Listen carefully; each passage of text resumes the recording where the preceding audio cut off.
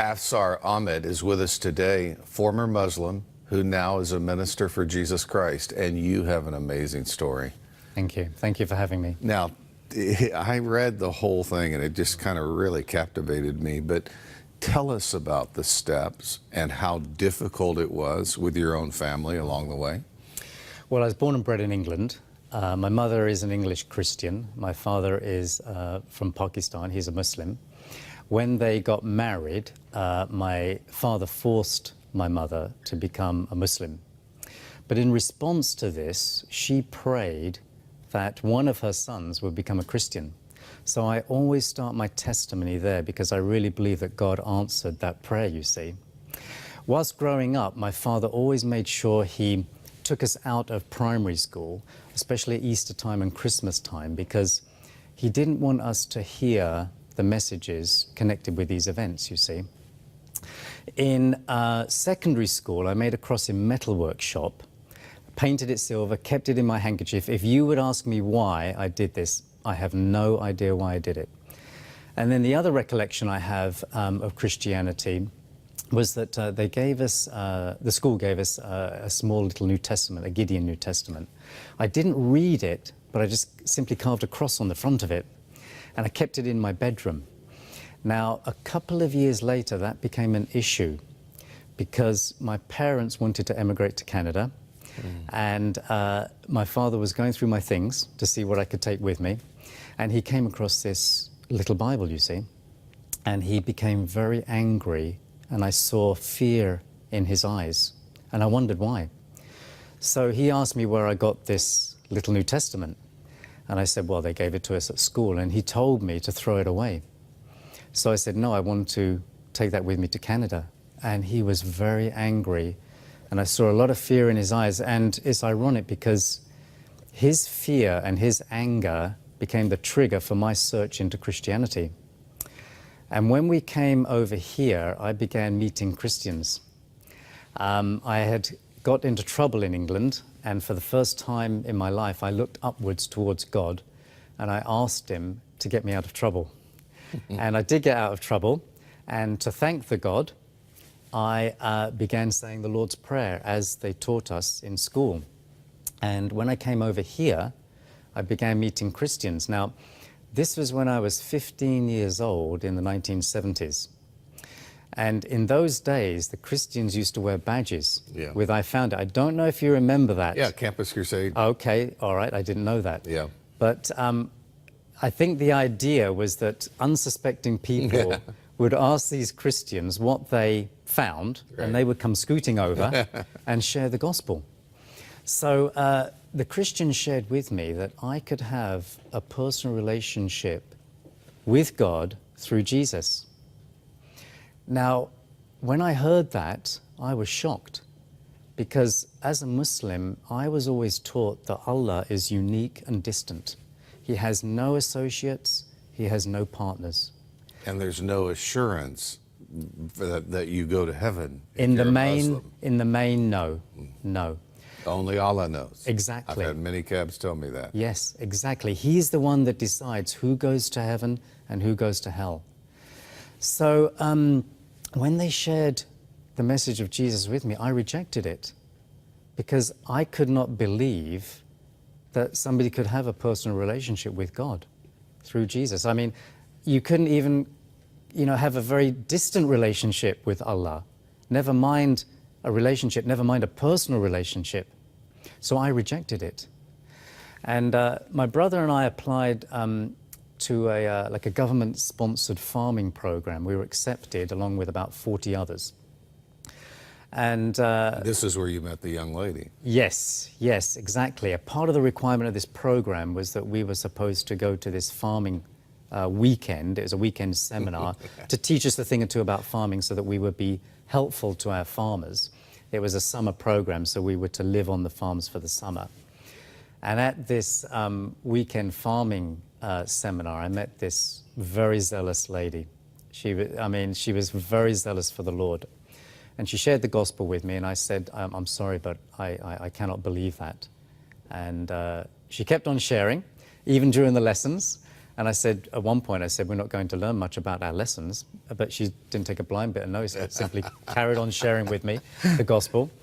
So it got to a point where she said, all right, she said, I'm going to prove to you that my God is a real God.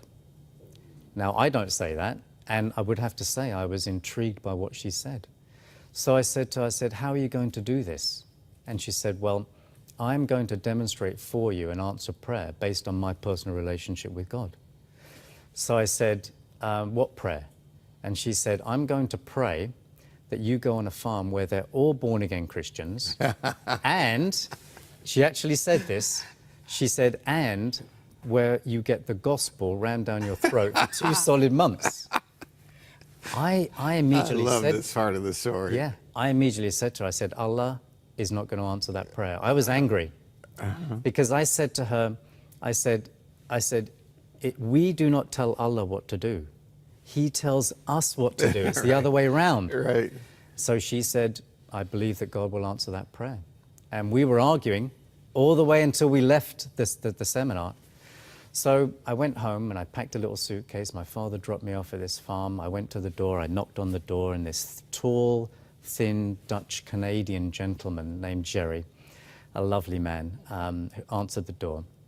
He was just about to introduce himself when I noticed behind him what I thought was a painting of Jesus, because the man in the painting had a halo on his head. So as he was just about to introduce himself, I said, hold it. I said, is that a painting of Jesus behind you? And he said, yes. My heart began to beat a little faster. And so I said, are you a Christian full of light or something? And he said, I'm a born-again Christian. So I said, do you have a family? And he said, I have a wife and 3 daughters. Oh, this is great. And I said, is your wife born again? And he said, yes. And I said, daughter number 1? And he said, she's a born-again Christian. I said, daughter number 2? And he said, she's a born-again Christian. And then he said, and then I said, don't tell me daughter number 3 is a born-again Christian. And he said, we're all born-again Christians in this house. And I mean, I cannot, I was overwhelmed. It's hard to explain how I felt, because I was overwhelmed, I was humbled, and at the same time, I couldn't work out how this young 16-year-old girl could pray to Allah and Allah answer a prayer. I'd never heard of this before in Islam. So the net effect of this was that it opened my heart to what Jerry had to share with me, the message that he had, the message that he believed, the message that he lived. And I think over the course of the summer, he won me over by 2 things. First of all, his love. He had a love which I'd never seen in Islam before. Yeah. It was gentle, it was patient, he was forgiving, he was kind. And over the course of the summer, his love, the love of the Lord, just shined through his heart, through his eyes, through his speech, through his behavior. It was wonderful. I can honestly say that he's a lovely man, an absolutely lovely man. Is he still alive now? He's still alive. I just saw him a week ago. He lives in Dunville. How wonderful. A lovely man named Gerald Broadsema. I regard him as my spiritual father in the faith. And then I think he also won me over by his consistency. Yeah. He practiced what he preached. He was what we call the genuine article in England. He was consistent. He was almost a walking example of Scripture, a living example of the Word. He really was. He was, to put it in terms of what James says, he was a doer of the Word and not just a hearer only. I told my wife about your story. I was so impressed by it. And it reminds me how we have to be a witness. Yes. But I want to talk about what really bothers me is that it seems like too many Christians don't show love toward Muslims. And they miscaricature many Muslims. Yes. As we know, the jihadist element is a small sliver. Tell us how to witness to Muslims and love them. Yeah, I mean, my mind goes to Matthew chapter 9, where Jesus saw the crowds and he had compassion for them because they were harassed and helpless like sheep without a shepherd.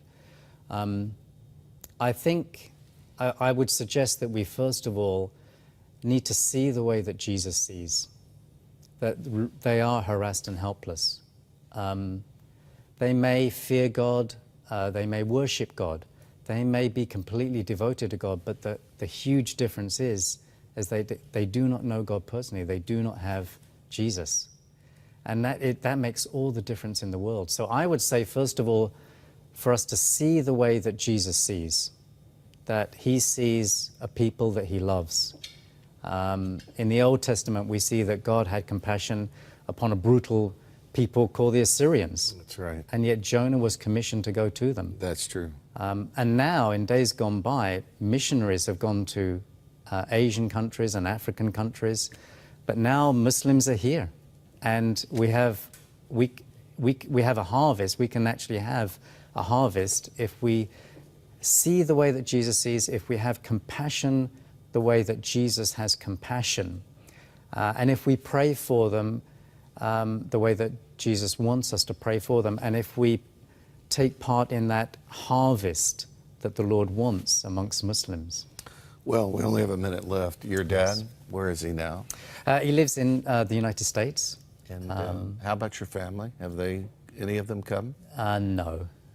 My mother has some sort of faith, but my father is a Muslim. And I have a twin brother who is also a Muslim. And you're praying for them? I am praying for them, yes. Afsar, your testimony is, it just really touches me to the core. Well, I thank God for his grace in my life. I give him 100% of the credit, 100% of the glory, because he's the one that has come down to me. And you're a minister now in England. I'm an outreach lay worker, so for a Methodist circuit in Buckinghamshire, and I try to help 2 churches on the circuit grow in the Lord. Well, we're thankful that you came today, and we're going to continue to pray for you and for your entire family. Thank you very much for having me.